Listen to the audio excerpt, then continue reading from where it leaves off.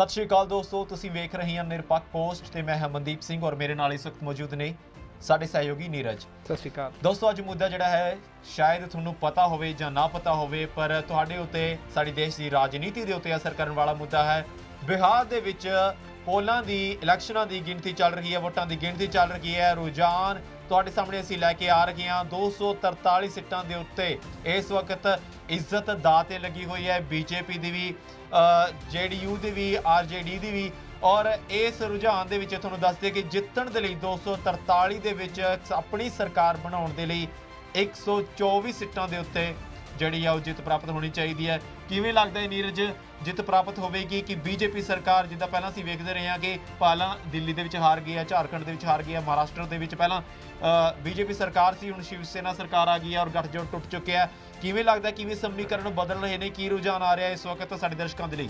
ਜੀ ਮਨਦੀਪ, ਮੈਂ ਤੁਹਾਨੂੰ ਦੱਸ ਦੇਣਾ ਚਾਹੁੰਦਾ ਕਿ ਜੋ ਪਹਿਲਾਂ ਸਭ ਤੋਂ ਪਹਿਲਾਂ ਆਪਾਂ ਗੱਲ ਕਰਾਂਗੇ ਐਗਜ਼ਿਟ ਪੋਲ ਦੀ। ਜੋ ਐਗਜ਼ਿਟ ਪੋਲ 1 ਤੋਂ 2 ਦਿਨ ਪਹਿਲਾਂ ਦਿਖਾਇਆ ਜਾ ਰਿਹਾ ਸੀ, ਉਸ ਦੇ ਵਿੱਚ ਸਿਰਫ ਔਰ ਸਿਰਫ ਜੋ NDA ਗਠਬੰਧਨ ਸੀ, JDU ਦਾ ਗਠਬੰਧਨ ਸੀ, ਉਸ ਨੂੰ ਸਿਰਫ ਔਰ ਸਿਰਫ 40 ਤੋਂ 50 ਸੀਟਾਂ ਹੀ ਦਿਖਾਈਆਂ ਜਾ ਰਹੀਆਂ ਸੀ, ਜਿਸ ਤੋਂ ਸਾਫ਼ ਪ੍ਰਤੀਤ ਹੋ ਰਿਹਾ ਸੀ ਕਿ ਇਸ ਵਾਰ ਜੋ ਹੈ ਜੋ ਭਾਜਪਾ ਦਾ ਕਮਲ ਹੈ ਉੱਥੋਂ ਦੀ ਉਖੜ ਜਾਵੇਗਾ। ਪਰੰਤੂ ਜੋ ਹੁਣ ਰੁਝਾਨ ਆ ਰਹੇ ਨੇ ਉਸ ਤੋਂ ਸਾਫ਼ ਪ੍ਰਤੀਤ ਹੋ ਰਿਹਾ ਕਿ ਕਿਤੇ ਨਾ ਕਿਤੇ ਜੋ ਟੱਕਰ ਹੈ ਉਹ ਕਾਂਟੇ ਦੀ ਹੈ। ਤੇ ਹਾਲਾਂਕਿ ਕਈ ਵਾਰ ਤਾਂ ਵਿੱਚ ਨੂੰ ਰੁਝਾਨ ਇੱਕ ਪਾਸਾ ਹੋ ਰਹੇ ਹੈ ਕਿ ਬੀਜੇਪੀ ਦੀ ਸਰਕਾਰ ਬਣਾ ਰਹੀ ਹੈ ਆਪਣੀ, ਤਾਂ ਕਈ ਵਾਰ ਪਾਲਾ ਜੋ ਹੈ ਉਹ ਤੇਜਸਵੀ ਯਾਦਵ ਦੇ ਵਿੱਚ ਵੀ ਜਾਂਦਾ ਦਿਖ ਰਿਹਾ ਕਿ ਕੁਝ ਵੀ ਹੋ ਸਕਦਾ, ਕਿਉਂਕਿ ਕਾਂਟੇ ਦੀ ਜੋ ਟੱਕਰ ਹੈ ਦੋਨਾਂ ਦੇ ਵਿਚਕਾਰ ਕਾਫੀ ਜ਼ਿਆਦਾ। ਤੇ ਇਲੈਕਸ਼ਨ ਇਸ ਲਈ ਅਹਿਮ ਸੀ ਬਿਹਾਰ ਦੇ, ਕਿਉਂਕਿ ਇਸ ਵਾਰੀ ਜੋ ਹੈ ਤੇਜਸਵੀ ਯਾਦਵ ਨੇ ਜੋ ਹੈ ਵੱਧ ਤੋਂ ਵੱਧ ਰੈਲੀਆਂ ਕੀਤੀਆਂ, ਵੱਧ ਤੋਂ ਵੱਧ ਲੋਕਾਂ ਨੂੰ ਲੁਭਾਉਣ ਦੇ ਲਈ ਜੋ ਮੈਨੀਫੈਸਟੋ ਦੇ ਵਿੱਚ ਵਾਅਦੇ ਕੀਤੇ ਸੀਗੇ ਉਸ ਨੂੰ ਦੇਖਦੇ ਹੋਏ ਕਿਤੇ ਨਾ ਕਿਤੇ ਬਹੁਤ ਹੀ ਕੜੀ ਟੱਕਰ ਮੰਨੀ ਜਾ ਰਹੀ ਸੀਗੀ। ਹਾਲਾਂਕਿ ਲਗਾਤਾਰ ਦੇਖਿਆ ਜਾ ਰਿਹਾ ਸੀ ਕਿ ਬੀਜੇਪੀ ਨੂੰ ਜੋ ਇੱਕ ਝਟਕਾ ਉੱਥੋਂ ਲੱਗਿਆ ਸੀ LGP ਦੇ ਤੌਰ ਤੇ ਲੱਗਿਆ ਸੀ, ਜਿਸ ਦੇ ਵਿੱਚ ਚਿਰਾਗ ਪਾਸਵਾਨ ਨੇ ਕਿਹਾ ਸੀ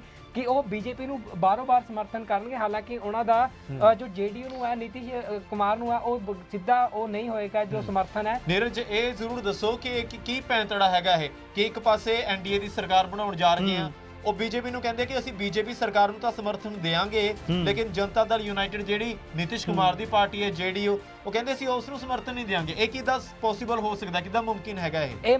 ਮੈਂ ਤੁਹਾਨੂੰ ਉਹੀ ਗੱਲ ਦੱਸ ਰਿਹਾ ਕਿ ਜਿਸ ਤਰੀਕੇ ਦੇ ਨਾਲ ਹੁਣ ਰੁਝਾਨ ਆ ਰਹੇ ਨੇ ਉਸ ਤੋਂ ਮੈਨੂੰ ਲੱਗਦਾ ਹੈ ਕਿ NDA ਔਰ JDU ਦਾ NDA ਦੇ ਵਿੱਚ ਜੋ ਅਮਿਤ ਸ਼ਾਹ ਨੇ ਸਾਫ਼ ਕਰਤਾ ਸੀ ਕਿ ਸਾਡਾ ਜੋ ਮੁੱਖ ਮੰਤਰੀ ਹੋਵੇਗਾ ਉਹ ਨੀਤਿਸ਼ ਕੁਮਾਰ ਹੀ ਹੋਵੇਗਾ, ਚਾਹੇ ਉਹਨਾਂ ਨੂੰ ਵੱਧ ਸੀਟਾਂ ਆਉਣ ਚਾਹੇ ਸਾਨੂੰ ਵੱਧ ਸੀਟਾਂ ਆਉਣ। ਤਾਂ LJP ਦਾ ਇਸ ਸਮੇਂ ਮੈਨੂੰ ਜਿੱਥੇ ਤੱਕ ਜੋ ਅੰਕੜੇ ਆ ਰਹੇ ਨੇ 129 128 ਦੇ ਵਿੱਚ ਜਾਂਦਾ ਦਿਖ ਰਿਹਾ NDA ਗਠਬੰਧਨ, ਤੇ ਜੋ ਮਹਾਗਠਬੰਧਨ ਆ ਉਹ 101 106 ਦੇ ਕਰੀਬ ਹੀ ਰਹਿ ਰਿਹਾ, 109 ਤੱਕ ਹੱਦ ਜਾ ਰਿਹਾ, ਪਰੰਤੂ ਪਿੱਛੇ ਆ ਰਿਹਾ। ਹਾਲਾਂਕਿ ਇਸ ਦੇ ਵਿੱਚ ਜੇ ਦੇਖਿਆ ਜਾਵੇ ਜੇ 128 ਤੋਂ 129 ਸੀਟਾਂ ਜੇ ਪ੍ਰਾਪਤ ਕਰਦਾ ਹੈ NDA ਦਾ ਗਠਬੰਧਨ, ਤਾਂ ਮੈਨੂੰ ਨਹੀਂ ਲੱਗਦਾ ਕਿ LJP ਦੀ ਉੱਥੇ ਲੋੜ ਪਏਗੀ ਸਮਰਥਨ ਦੀ। LJP ਆਪਣਾ ਅਲੱਗ ਹੀ ਰਹੇਗੀ ਔਰ ਉਸਦੇ ਸਮਰਥਨ ਦੀ ਜੋ BJP ਨੂੰ ਹੈ ਜ਼ਰੂਰਤ ਹੀ ਨਹੀਂ ਪਏਗੀ, ਤੇ ਨੀਤਿਸ਼ ਕੁਮਾਰ ਹੀ ਜੋ ਮੁੱਖ ਮੰਤਰੀ ਦੇ ਤੌਰ ਤੇ ਸ਼ਾਮਿਲ ਹੋਣਗੇ। ਮਤਲਬ ਕਿ ਤੁਸੀਂ ਤੁਹਾਡਾ ਕਹਿਣ ਦਾ ਮਤਲਬ ਇਹ ਹੈ ਕਿ BJP JDU ਦੇ ਨਾਲ ਰਲ ਕੇ ਨੀਤਿਸ਼ ਕੁਮਾਰ ਨੂੰ ਐਜ਼ CM ਜਿਹੜਾ ਹੈ ਉਹ ਅੱਗੇ ਪੇਸ਼ ਕਰ ਸਕਦੀ ਹੈ। ਜੀ ਬਿਲਕੁਲ, ਉਹਨਾਂ ਨੇ ਸ਼ੁਰੂਆਤ ਦੇ ਵਿੱਚ ਹੀ ਕਹਿਤਾ ਸੀਗਾ ਜੋ ਸੀਟਾਂ ਦੀ ਡਿਵਾਈਡੇਸ਼ਨ ਹੋਈ ਸੀਗੀ ਉਸ ਦੇ ਵਿੱਚ ਵੀ ਉਹਨਾਂ ਨੇ ਬਰਾਬਰ ਦੀਆਂ ਹੀ ਸੀਟਾਂ ਰੱਖੀਆਂ ਸੀ ਕਿ ਉਹਨਾਂ ਨੂੰ ਜੋ ਇੱਕ ਹੋਰ ਸਮਰਥਨ ਜੋ ਮਿਲ ਰਿਹਾ ਜੀ LJP ਨਹੀਂ ਦੇ ਰਹੀ, ਤਾਂ ਖੱਬੇ ਪੱਖੀ ਪਾਰਟੀਆਂ ਮਤਲਬ ਕਿ ਉਹ ਤਾਂ ਕਾਂਗਰਸ ਨੂੰ ਗਠਬੰਧਨ ਦੇ ਰਹੀ। ਇਸ ਤੋਂ ਇਲਾਵਾ ਜਿਹੜੇ VIP ਤੇ ਹਮ ਪਾਰਟੀ ਜੋ ਆਈ ਹੈ ਉਹਨੇ ਸਾਫ਼ ਹੀ ਕੀਤਾ ਹੋਇਆ ਸੀ ਕਿ ਅਸੀਂ ਜੋ ਗਠਬੰਧਨ ਆਪਣਾ ਸਮਰਥਨ ਹੈ ਉਹ BJP ਯਾਨੀ ਕਿ ਨੀਤਿਸ਼ ਕੁਮਾਰ ਨੂੰ ਦੇਵਾਂਗੇ। ਹਾਲਾਂਕਿ ਉਹਨਾਂ ਦਾ ਵੀ ਜੋ ਕਾਫੀ ਵਧੀਆ ਜੋ ਰੁਝਾਨ ਆ ਰਿਹਾ ਨਵੀਂ ਪਾਰਟੀ ਹੋਣ ਕਰਕੇ 5 ਸੀਟਾਂ ਦੇ ਉੱਤੇ ਜੋ ਹੈ ਉਹ VIP ਅੱਗੇ ਹੈ ਤੇ 1 ਸੀਟ ਦੇ ਉੱਤੇ ਹਮ ਪਾਰਟੀ ਅੱਗੇ ਚੱਲ ਰਹੀ ਹੈ। ਤਾਂ ਅਜਿਹੇ ਦੇ ਵਿੱਚ ਕਿਤੇ ਨਾ ਕਿਤੇ ਮੈਨੂੰ ਲੱਗ ਰਿਹਾ ਹੈ ਕਿ LJP ਦੀ ਜ਼ਰੂਰਤ ਜੋ ਹੈ BJP ਨੂੰ ਨਹੀਂ ਪਵੇਗੀ, ਚਾਹੇ ਨੀਤਿਸ਼ ਕੁਮਾਰ ਨੂੰ। ਦੱਸ ਦਈਏ ਦਰਸ਼ਕਾਂ ਦੇ ਲਈ ਕਿ VIP ਜਿਹੜੀ ਹੈ ਵਿਕਾਸਸ਼ੀਲ ਇਨਸਾਨ ਪਾਰਟੀ ਜਿਹੜੀ ਪਾਰਟੀ ਹੈ ਇਹ VIP ਜਿਹਨੂੰ ਆਖ ਰਹੇ ਆ, ਔਰ ਇੱਕ ਹਮ ਪਾਰਟੀ ਹੈ ਜਿਹੜੀ ਹਿੰਦੁਸਤਾਨੀ ਅਵਾਮ ਮੋਰਚਾ। ਇਹ ਦੋਵੇਂ ਪਾਰਟੀਆਂ ਇਹ ਕਹਿ ਰਹੀਆਂ ਨੇ ਕਿ ਜਿਹੜੀ NDA ਦਾ ਹਿੱਸਾ ਬਣ ਸਕਦੀਆਂ ਨੇ। ਜੀ ਔਰ ਇਸ ਪਾਰਟੀ ਇਸ ਖਾਸ ਤੌਰ ਦੇ ਉੱਤੇ ਇਸ ਇਲੈਕਸ਼ਨਾਂ ਦੇ ਵਿੱਚ ਇੱਕ ਚੀਜ਼ ਜਿਹੜੀ ਨਿਕਲ ਕੇ ਸਾਹਮਣੇ ਆਈ ਸੀ, ਉਹ ਨੀਤਿਸ਼ ਕੁਮਾਰ ਨੇ ਅਨਾਉਂਸ ਵੀ ਕੀਤਾ ਸੀ, ਆਪਣੇ ਭਾਸ਼ਣਾਂ ਦੇ ਵਿੱਚ ਵਿਚਾਰ ਦਿੱਤੇ ਸੀ ਕਿ ਮੇਰਾ ਇਹ ਆਖਰੀ ਇਲੈਕਸ਼ਨ ਹੋ ਸਕਦਾ ਹੈ ਤੇ ਤੁਸੀਂ ਮੈਨੂੰ ਵੱਧ ਚੜ ਕੇ ਜਿਹੜੀਆਂ ਵੋਟਾਂ ਦਿਓ। ਤਾਂ ਕਿਵੇਂ ਲੱਗਦਾ ਕਿ ਜਿਹੜੀ ਇਹ ਦਰਖਾਸਤ ਸੀ ਖਾਸ ਤੌਰ ਦੇ ਉੱਤੇ ਨੀਤਿਸ਼ ਕੁਮਾਰ ਨੇ ਬਿਹਾਰ ਦੀ ਜਨਤਾ ਨੂੰ ਕੀਤੀ ਹੈ ਕਿ ਬਿਹਾਰ ਦੀ ਜਨਤਾ ਪ੍ਰਵਾਨ ਕਰੇਗੀ ਇਹ ਜਿਹੜੀ ਦਰਖਾਸਤ ਸੀਗੀ ਉਹਨਾਂ ਦੀ? ਜਿਸ ਤਰੀਕੇ ਨਾਲ ਰੁਝਾਨ ਆ ਰਿਹਾ ਲੱਗਦਾ ਬਿਹਾਰ ਦੀ ਜਨਤਾ ਨੇ ਉਹਨਾਂ ਨੂੰ ਦੁਬਾਰ ਤੋਂ ਜੋ ਉਹਨਾਂ ਦਾ ਸੁਸ਼ਾਸਨ ਸੀ ਉਸ ਨੂੰ ਜ਼ਰੂਰ ਕਿਤੇ ਨਾ ਕਿਤੇ ਮੰਨਿਆ ਅਤੇ ਦੁਬਾਰ ਤੋਂ ਉਹਨਾਂ ਨੂੰ ਜੋ ਹੈ ਉਹ ਫੇਰ ਤੋਂ ਵੋਟ ਕੀਤਾ ਹੈ, ਤੇ ਜਿਸ ਤੋਂ ਸਾਫ਼ ਪ੍ਰਤੀਤ ਹੋ ਰਿਹਾ ਕਿ ਰੁਝਾਨਾਂ ਦੇ ਵਿੱਚ ਉਹਨਾਂ ਦੀ ਆਪਣੀ ਸਰਕਾਰ ਬਣਦੀ ਦਿਖ ਰਹੀ ਹੈ। ਹਾਲਾਂਕਿ ਰੁਝਾਨ ਦੇ ਉੱਤੇ ਵਿਸ਼ਵਾਸ ਨਹੀਂ ਕੀਤਾ ਜਾ ਸਕਦਾ ਜਦੋਂ ਤੱਕ ਕੰਪਲੀਟ ਜੋ ਅੰਕੜੇ ਜੋ ਆ ਉਹ ਨਹੀਂ ਆ ਜਾਂਦੇ। ਬਿਲਕੁਲ, ਦੱਸ ਦਈਏ ਕਿ ਮੈਦਾਨ ਦੇ ਉੱਤੇ ਜਿਵੇਂ IPL ਦੇ ਪਲੇਅਰ ਵੀ ਨੇ, ਤੇਜਸਵੀ ਯਾਦਵ ਜਿੱਦਾਂ IPL ਵੀ ਖੇਲੇ ਉਹਨਾਂ ਨੇ, ਕ੍ਰਿਕਟ ਦੇ ਪਲੇਅਰ ਵੀ ਨੇ, ਉਹ ਹਲੇ ਮੈਦਾਨ ਦੇ ਉੱਤੇ ਟਿਕੇ ਹੋਏ ਨੇ, ਆਊਟ ਨਹੀਂ ਹੋਏ। ਸੋ ਜਿਹੜੇ ਰੁਝਾਨ ਨੇ ਇਹ ਰੁਝਾਨ ਹੀ ਹੁੰਦੇ ਨੇ, ਫਾਈਨਲ ਰਿਪੋਰਟ ਨਹੀਂ ਹੈ ਹਲੇ, ਉਹ ਮੈਦਾਨ ਦੇ ਉੱਤੇ ਟਿਕੇ ਹੋਏ ਨੇ, खेल रहे ने। और जिहड़ा कमल है ਉਹ ਵੀ ਗਲੇ ਚਿੱਕੜ ਦੇ ਵਿੱਚ ਉਸੇ ਤਰੀਕੇ ਦੇ ਨਾਲ ਖੇਲਿਆ ਹੋਇਆ ਅਸੀਂ ਕਹਿ ਸਕਦੇ ਹਾਂ। ਕਮਲ ਪੁੱਟਿਆ ਨਹੀਂ ਗਿਆ ਬਿਹਾਰ ਦੇ ਵਿੱਚੋਂ, ਹਲੇ ਰੁਝਾਨ ਹੈ। ਅੱਗੇ ਵੇਖਦੇ ਹਾਂ ਕਿ ਕਿਸ ਤਰੀਕੇ ਦੇ ਸਮੀਕਰਨ ਬਣ ਰਹੇ ਨੇ, ਕੀ ਕੁਝ ਹੋ ਸਕਦਾ ਬਿਹਾਰ ਦੇ ਵਿੱਚ, ਕਿਉਂਕਿ ਬਿਹਾਰ ਚੋਣਾਂ ਦਾ ਜਿਹੜਾ ਅਸਰ ਹੈ ਉਹ ਪੂਰੇ ਦੇਸ਼ ਦੇ ਵਿੱਚ ਅਸੀਂ ਕਹਿੰਦੇ ਹਾਂ, ਕਿਉਂਕਿ ਜਿਹੜਾ ਬਿਹਾਰੀ ਅਸੀਂ ਕਹਿ ਦਿੰਦੇ ਹਾਂ ਕਿ ਜਿਹੜਾ ਬਾਹਰੀ ਮਨੁੱਖ ਹੈ ਜਾਂ ਬਿਹਾਰ ਨਾਲ ਸੰਬੰਧਿਤ ਕੋਈ ਵੀ ਵਿਅਕਤੀ ਹੈਗਾ ਉਹ ਸਿਰਫ ਬਿਹਾਰ ਦੇ ਨਾਲ ਹੀ ਨਹੀਂ ਜੁੜਿਆ ਰਹਿੰਦਾ, ਉਹ ਪੰਜਾਬ ਦੇ ਵਿੱਚ ਵੀ ਆਉਂਦਾ ਹੈ, ਉਹ ਹਿਮਾਚਲ ਪ੍ਰਦੇਸ਼ ਵੀ ਜਾਂਦਾ ਹੈ, ਜੰਮੂ ਕਸ਼ਮੀਰ, ਨੀਚੇ ਤਮਿਲਨਾਡੂ, ਕੇਰਲਾ ਤੱਕ ਜਿਹੜੇ ਆ ਉਹ ਕੰਮ ਦੇ ਸਿਲਸਿਲੇ ਦੇ ਵਿੱਚ ਜਾਂਦੇ ਨੇ। ਸੋ ਇਸ ਤਰੀਕੇ ਦੇ ਨਾਲ ਰਾਜਨੀਤੀ ਜਿਹੜੀ ਆ ਉਹ ਸਿਰਫ ਬਿਹਾਰ ਤੱਕ ਸੀਮਤ ਨਹੀਂ ਰਹੂਗੀ ਔਰ ਇਸ ਰਾਜਨੀਤੀ ਦਾ ਅਸਰ ਜਿਹੜਾ ਵਿਆਪਕ ਤੌਰ ਦੇ ਉੱਤੇ ਪੂਰੇ ਭਾਰਤ ਮੁਲਕ ਦੇ ਉੱਤੇ ਪੈਣ ਵਾਲਾ ਹੈ। ਜੀ ਬਿਲਕੁਲ ਮਦੀ, ਮੈਂ ਤੁਹਾਨੂੰ ਉਹੀ ਦੱਸ ਦੇਣਾ ਚਾਹੁੰਦਾ ਕਿ ਹੁਣ ਇਸ ਸਮੇਂ ਜੇਕਰ ਸੀਟਾਂ ਦੇ ਉੱਪਰ ਗੱਲ ਕਰੀਏ ਤਾਂ ਮੇਨ ਸੀਟ ਜੋ ਹੈ ਉਹ ਤੇਜਸਵੀ ਯਾਦਵ ਦੀ ਦੇਖੀ ਜਾ ਰਹੀ ਹੈ, ਜੋ ਕਿ ਰਾਘੋਪੁਰ ਸੀਟ ਤੋਂ ਅੱਗੇ ਚੱਲ ਰਹੇ ਨੇ। ਹਾਲਾਂਕਿ ਹਸਨਪੁਰ ਤੋਂ ਜਿਹੜੇ ਤੇਜ ਪ੍ਰਤਾਪ ਨੇ ਉਹ ਪਿੱਛੇ ਚੱਲ ਰਹੇ ਨੇ, ਜੋ ਕਿ ਬੜੇ ਬੇਟੇ ਨੇ ਲਾਲੂ ਪ੍ਰਸਾਦ ਯਾਦਵ ਦੇ। ਤਾਂ ਇਸ ਤੋਂ ਇਲਾਵਾ ਮੈਂ ਤੁਹਾਨੂੰ ਦੱਸ ਦੇਣਾ ਚਾਹੁੰਦਾ ਜੋ ਪੱਪੂ ਯਾਦਵ ਨੇ ਉਹ ਮਧੇਪੁਰ ਸੀਟ ਤੋਂ ਪਿੱਛੇ ਚੱਲ ਰਹੇ ਨੇ ਤੇ ਨੀਤੀਸ਼ ਸਰਕਾਰ ਦੇ ਜੋ ਮੰਤਰੀ ਨੇ ਜੈ ਕੁਮਾਰ ਸਿੰਘ ਉਹ ਵੀ ਪਿੱਛੇ ਨੇ ਤੇ ਪਰਸਾ ਸੀਟ ਤੋਂ ਜੇਡੀਯੂ ਉਮੀਦਵਾਰ ਤੇਜ ਪ੍ਰਤਾਪ ਦੇ ਜੇ ਸੋਹਰਾ ਸਾਹਿਬ ਅਤੇ ਲਾਲੂ ਪ੍ਰਸਾਦ ਯਾਦਵ ਦੇ ਜੋ ਸਮਧੀ ਨੇ ਚੰਦਰਿਕਾ ਰਾਏ ਵੀ ਪਿੱਛੇ ਚੱਲ ਰਹੇ, ਜਿਸ ਤੋਂ ਲੱਗ ਰਿਹਾ ਕਿ ਕਿਤੇ ਨਾ ਕਿਤੇ ਇਸ ਵਾਰ ਜੋ ਸਿਆਸੀ ਸਮੀਕਰਨ ਆ ਉਹ ਕੁਝ ਹੋਰ ਹੀ ਬਣੇਗਾ ਤੇ ਇਸ ਵਾਰ ਲੱਗਦਾ ਹੈ ਕਿ ਦੁਬਾਰਾ ਤੋਂ ਨੀਤੀਸ਼ ਕੁਮਾਰ ਸੱਤਾ ਦੇ ਵਿੱਚ ਆਉਣ। ਹਾਲਾਂਕਿ ਲਗਾਤਾਰ ਜੋ ਹੈ ਪ੍ਰਧਾਨ ਮੰਤਰੀ ਨਰਿੰਦਰ ਮੋਦੀ ਵੱਲੋਂ ਵੀ ਜੋ ਕਾਫੀ ਤਾਬੜਤੋੜ ਰੈਲੀਆਂ ਕੀਤੀਆਂ ਜਾ ਰਹੀਆਂ ਸੀ। 28 ਨੂੰ ਪਹਿਲੇ ਚਰਨ ਦੀਆਂ ਵੋਟਾਂ ਪਈਆਂ ਸਨ, ਉਸ ਤੋਂ ਬਾਅਦ 3 ਅਤੇ ਫਿਰ 7 ਕਿਹਾ ਜਾ ਰਿਹਾ ਸੀ ਕਿ ਇਸ ਵਾਰ ਦੀਵਾਲੀ ਦੇ ਉੱਤੇ ਦੇਖਦੇ ਹਾਂ ਕਿਸਦੇ ਸਿਰ ਤਾਜਪੋਸ਼ੀ ਹੁੰਦੀ ਹੈ। ਤਾਂ ਉਹ ਕਿਤੇ ਨਾ ਕਿਤੇ ਮੈਨੂੰ ਲੱਗ ਰਿਹਾ ਹੈ ਕਿ ਇਸ ਵਾਰ ਕਿਤੇ ਨਾ ਕਿਤੇ ਜੋ ਹੈ ਜੋ ਰੁਝਾਨ ਦੱਸ ਰਹੇ ਉਹ ਬੀਜੇਪੀ ਦੀ ਸਰਕਾਰ ਫੇਰ ਤੋਂ ਉੱਥੇ ਬਣ ਰਹੀ ਹੈ। ਹਾਲਾਂਕਿ ਨੀਤੀਸ਼ ਕੁਮਾਰ ਜੋ ਹੈ ਲਗਾਤਾਰ ਤੀਸਰੀ ਵਾਰ ਮੁੱਖ ਮੰਤਰੀ ਦੇ ਜੋ ਉਮੀਦਵਾਰ ਬਣਨ ਜਾ ਰਹੇ ਨੇ। ਦੀਵਾਲੀ ਜਿਵੇਂ ਗੱਲ ਕੀਤੀ ਹੈ ਦਹਲੀਜ਼ ਤੇ ਪਹੁੰਚ ਚੁੱਕੀ ਹੈ ਔਰ ਇਹ ਬਹੁਤ ਵੱਡਾ ਐਲਾਨ ਹੋ ਸਕਦਾ ਹੈ ਕਿਸੇ ਵੀ ਪਾਰਟੀ ਲਈ, ਦੀਵਾਲੀ ਦਾ ਤੋਹਫਾ ਵੀ ਹੋ ਸਕਦਾ ਹੈ ਔਰ ਬਿਹਾਰ ਜਨਤਾ ਕੀ ਸੋਚਦੀ ਹੈ ਉਹ ਵੀ ਅਸੀਂ ਤੁਹਾਡੇ ਤੱਕ ਲੈ ਕੇ ਆਉਣ ਦੀ ਕੋਸ਼ਿਸ਼ ਕਰਦੇ ਰਹਾਂਗੇ। ਲੇਕਿਨ ਹੁਣ ਜਿਹੜੀ ਗੱਲ ਕਰਦੇ ਆ ਮਹਾਗਠਜੋੜ ਦੀ ਗੱਲ ਕਰਦੇ ਆ, ਯੂਪੀਏ ਸਰਕਾਰ ਨੂੰ ਬਹੁਤ ਉਮੀਦਾਂ ਸਨ ਇਹਨਾਂ ਜਿਹੜੇ ਇਲੈਕਸ਼ਨ ਹੋ ਰਹੇ ਨੇ ਵੋਟਾਂ ਦੇ ਉੱਤੇ ਔਰ ਹੁਣ ਜਿਹੜਾ ਰੁਝਾਨ ਆ ਰਿਹਾ, ਐਗਜ਼ਿਟ ਪੋਲ ਆ ਰਿਹਾ, ਉਹਨਾਂ ਨੇ ਹਲੇ ਵੀ ਉਮੀਦ ਨਹੀਂ ਛੱਡੀ ਹੈ। ਉਹਨਾਂ ਦੇ ਮੰਤਰੀਆਂ ਦੇ ਹਲੇ ਵੀ ਬਿਆਨ ਆ ਰਹੇ ਨੇ ਕਿ ਅਸੀਂ ਜਿੱਤਾਂਗੇ ਜ਼ਰੂਰ, ਤੇ ਜਿਵੇਂ ਪੰਜਾਬੀ ਚ ਕਹਿੰਦੇ ਹੁੰਦੇ ਆ ਅਸੀਂ ਜਿੱਤਾਂਗੇ ਜ਼ਰੂਰ, ਜਾਰੀ ਜੰਗ ਰੱਖਿਓ। ਯੂਨਾਈਟਿਡ ਪ੍ਰੋਗਰੈਸਿਵ ਅਲਾਈਅੰਸ ਜਿਹੜੀ ਯੂਪੀਏ ਹੈ ਉਹਦੇ ਵਿੱਚ ਦੱਸ ਦਈਏ ਕਿ ਵੱਡੇ ਜਿਹੜੇ ਨਾਂ ਹੈਗੇ ਆ ਉਹ ਕਾਂਗਰਸ ਦੇ ਆ ਔਰ ਆਰਜੇਡੀ ਜਿਹੜੀ ਹੈਗੀ ਹੈ ਤੇਜਸਵੀ ਯਾਦਵ ਦੀ ਔਰ ਲਾਲੂ ਪ੍ਰਸਾਦ ਯਾਦਵ ਦੀ ਜਿਹੜੀ ਪਾਰਟੀ ਹੈਗੀ ਆ ਰਾਸ਼ਟਰੀ ਜਨਤਾ ਦਲ, ਔਰ ਇਸ ਤੋਂ ਇਲਾਵਾ ਜਿਹੜੀ ਲੈਫਟ ਪਾਰਟੀਆਂ ਨੇ ਮਾਰਕਸਵਾਦੀ ਪਾਰਟੀਆਂ ਨੇ ਜਾਂ ਹੋਰ ਪਾਰਟੀਆਂ ਨੇ ਉਹਨਾਂ ਦਾ ਵੀ ਸਮਰਥਨ ਇਹਨਾਂ ਨੂੰ ਹਾਸਲ ਹੈਗਾ। ਪਰ ਹੁਣ ਜਿਹੜੀ ਵੱਡੀ ਗੱਲ ਇਹੀ ਹੈ, ਇੱਕ ਵੱਡਾ ਸਵਾਲ ਜਿਹੜਾ ਬਣਦਾ ਜਾ ਰਿਹਾ ਉਹ ਇਹੀ ਹੈ ਕਿ 124 ਦਾ ਅੰਕੜਾ ਇਹ ਸੈਂਚਰੀ ਨੂੰ ਪਾਰ ਕਰਕੇ ਕੌਣ ਲਾਵੇਗਾ? ਕਿ ਤੇਜਸਵੀ ਯਾਦਵ ਇਹ ਸੈਂਚਰੀ ਲਾ ਪਾਣਗੇ ਜਾਂ ਫਿਰ ਜਿਹੜੇ ਪੁਰਾਣੇ ਅਸੀਂ ਕਹਿ ਲਈਏ ਕਿ ਪੰਜਾਬੀ ਦੇ ਵਿੱਚ ਪੁਰਾਣੇ ਖੁੰਡ ਨੇ ਨੀਤਿਸ਼ ਕੁਮਾਰ ਉਹ ਕਮਲ ਨੂੰ ਚਬਕਾ ਪਾਉਣਗੇ? ਬਿਹਾਰ ਦੇ ਵਿੱਚ ਇੱਕ ਵੱਡਾ ਸਵਾਲ ਬਣਦਾ ਜਾ ਰਿਹਾ ਹੈ। ਨੀਰਜ ਤੁਸੀਂ ਕਿੱਦਾਂ ਵੇਖਦੇ ਆ ਹੁਣ ਕਿ ਜਿਹੜੇ ਸਮੀਕਰਨ ਬਣ ਰਹੇ ਨੇ, ਬਿਹਾਰ ਦੀ ਜਨਤਾ ਕੀ ਕਹਿ ਰਹੀ ਹੈ? ਅਸੀਂ ਰਿਪੋਰਟਸ ਵੀ ਵੇਖਦੇ ਰਹੇ ਹਾਂ, ਬਿਹਾਰ ਦੀ ਜਨਤਾ ਕੀ ਕਹਿੰਦੀ ਹੈ?